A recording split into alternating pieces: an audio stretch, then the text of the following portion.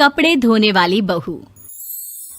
शादी के पहले से ही विभा को कपड़े धोने का बड़ा शौक था। कभी नल के नीचे तो कभी तालाब के पास। अरे मेरी नीली वाली लुंगी नहीं दिख रही है। विभा की अम्मा, कहाँ रखी है लुंगी? अरे वो तो विभा ने परसों ही धोकर रखी थी आपकी अलमारी में, देखो वहीं होगी। वो ना मैंने आज धो दी, मुझे लगा कि गंदी हो गई होगी।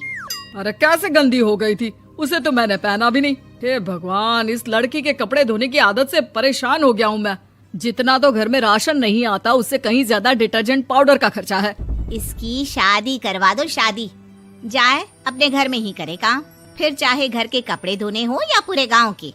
हाँ ठीक बोल रही हो, देखता हूँ मैं कोई लड़का। वो दिन भी आ जाता है जब विभा को देखने लड़के वाले आ जाते हैं। लड़की मुझे अच्छी लगी। होने वाली सास कहती है, बेटी अगर कुछ पूछना है तो पूछ लो। वैसे तो हमारी लड़की बहुत ही शर्मीली है, जो बोल दो वो मान लेती है, इसे क्या पूछना होगा। अरे कैसी बात कर रही हो माँ, मुझे इन लोगों के घर रहना है, सवाल तो कई है। हाँ हाँ बेटा, पूछ लो ना, क्या पूछना है। आप लोगों के घर कपड़े कौन धोता है? सास का मुंह बन जाता है। देखो, अगर तुम ये कहना चाहती हो कि तुम्हें कपड़े धोने नहीं आते तो सुन लो, कपड़े मैं ही धोती हूँ, लेकिन तुम्हारे आ जाने के बाद मैं रुमाल तक नहीं धोऊंगी। अरे चुप रहना भाग्यवान, बहू बेचारी घर आई नहीं, उसे डराना शुरू कर दिया। वो क्या है ना बिटिया, अभी तक तो ये कल्लू की माँ ही धोती थी, लेकिन अब तुम्हारे पापा तो दहेज में वॉशिंग मशीन देंगे ही।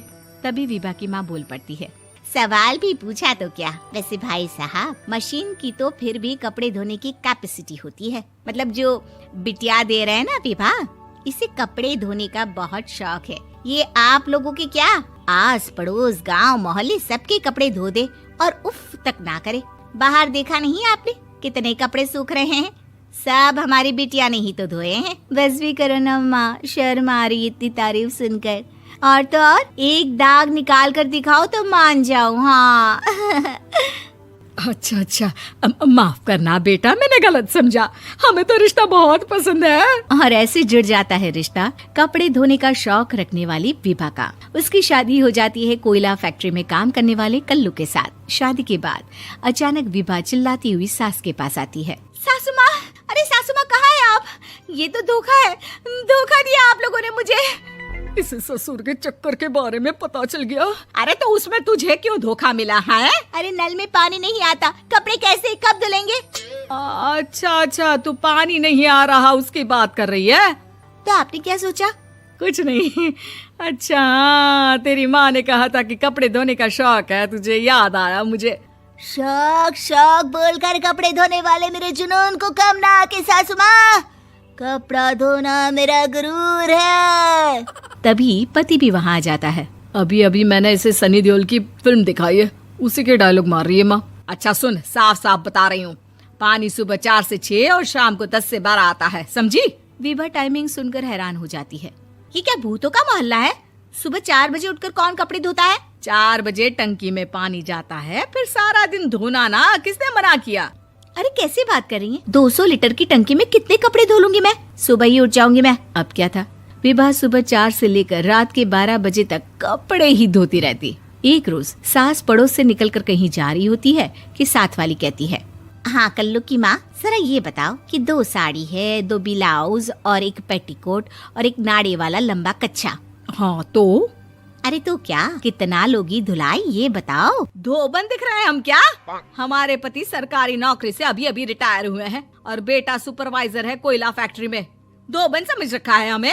हाय रे कल्लू की अम्मा, माफ कर दो, वो तो मोहल्ले में यही सब बता रहे थे कि तुमने बहू को कपड़ा धुलवाने के काम में लगा दिया है। सास को पड़ोसन की बात सुनकर गुस्सा आ जाता है। वो घर पहुंचती है जहां घर के बाहर ही इतने सारे कपड़े सूख रहे होते हैं जितने कि किसी धोबन के घर पर। अरे ओ कल्लू की दुल्हन, बाहर निकल।